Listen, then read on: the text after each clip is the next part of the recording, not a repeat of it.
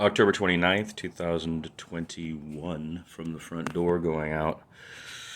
It's mostly unchanged. The shoe sign and the shoe post is over there instead of over here, which is just better. This thing has really been good. That metal piece that the artists at UTSA made with Dad's image on it has lasted fully through the snow and the rain and the windy days. And I need to fix it, make it better, but that's a good, still the same, which is great. But things are changing now at dawn. This is October, late October the 29th.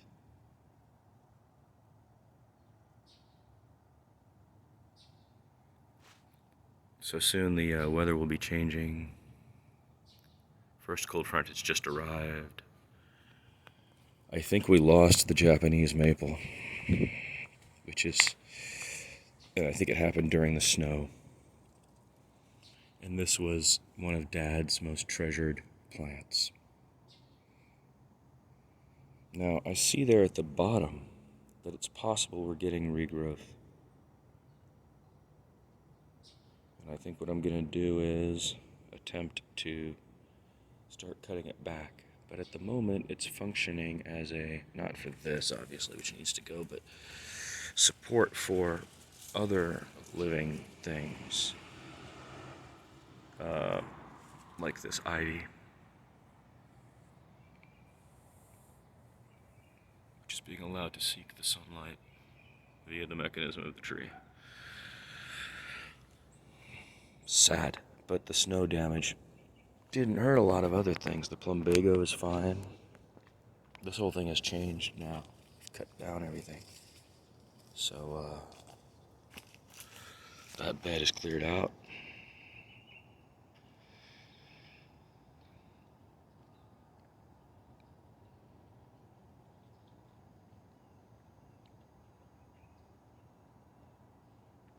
There are the lantana in the tree branch is there.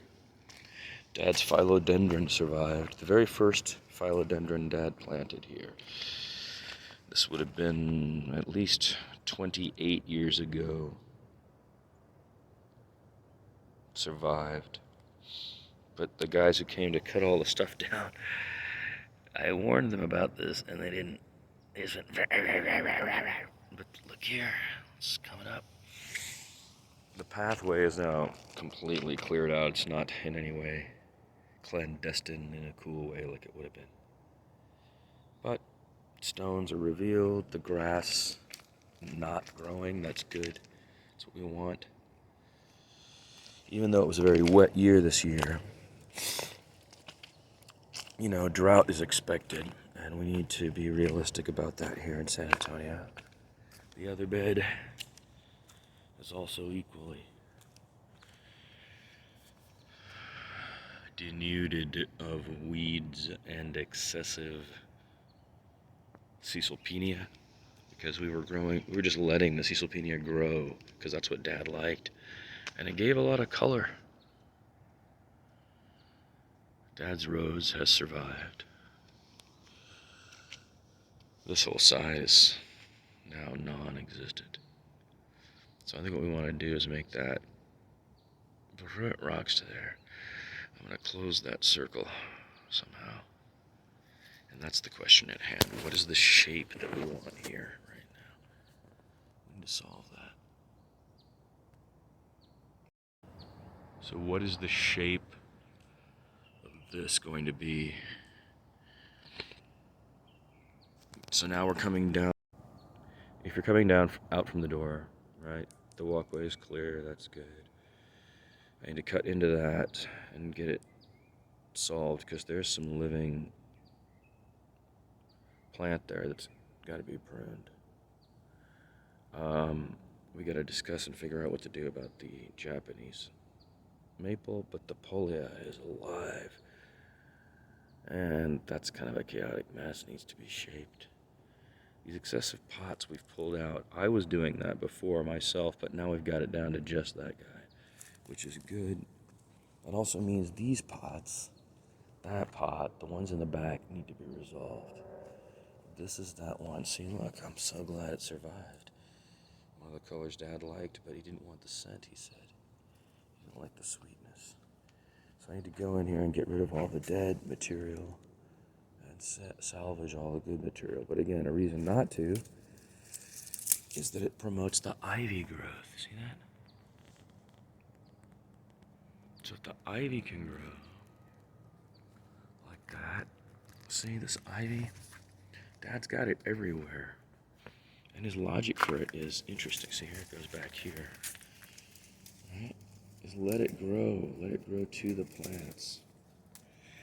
He liked that. To him, that was nature forming the beauty, not man. And he saw it, I think, as a chemist, he saw it at the very basis of matter.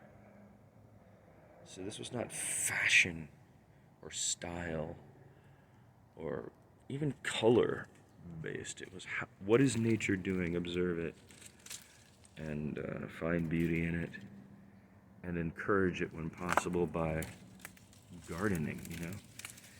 I mean, you're gardening to encourage the growth of the things you want around, not to look pretty for the neighbor. This was his attitude, and that was not appreciated by a lot of people. But the ones who did, I think, ooh, stay alive, that's good. This guy, what is this guy doing here? See, there's some things here that I need to cut down. Another phyllo, this one gets very big usually.